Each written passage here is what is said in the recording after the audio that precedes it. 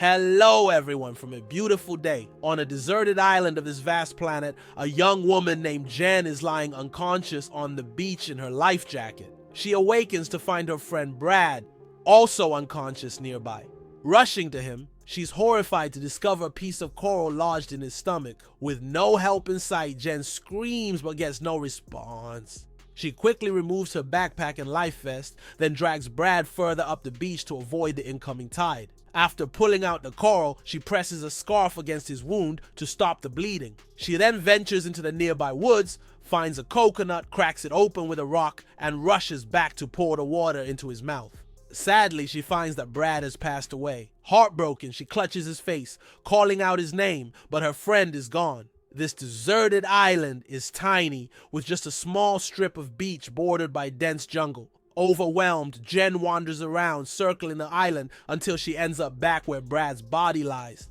Gathering herself, she digs a shallow grave to bury him, marking it with a piece of wood bearing his initial. An old tent with scattered belongings like a Game Boy, a book, and even a teddy bear. Examining these items, she realizes the island may have once been a temporary shelter for survivors long ago.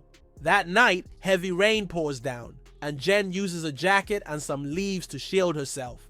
The next day, she attempts to catch fish but stumbles upon a dead shark split open with ominous deep gashes on its body.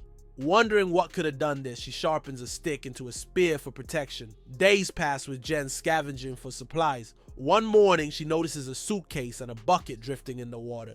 Diving in, she retrieves them, finding clothes and a pair of sneakers. In the evening, she makes a desperate attempt to signal a passing plane with a flare, but the signal fades with no response. As darkness falls, Jen sees a horrifying sight, a humanoid monster emerging from the water.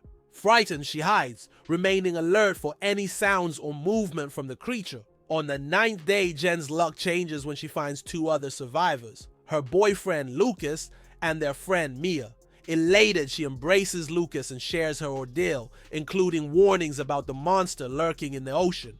However, her friends remain skeptical. Tension grows between them, especially as Jen starts to notice that Lucas and Mia seem to be hiding something from her. She becomes particularly suspicious of a pocket knife Lucas has with traces of a red liquid.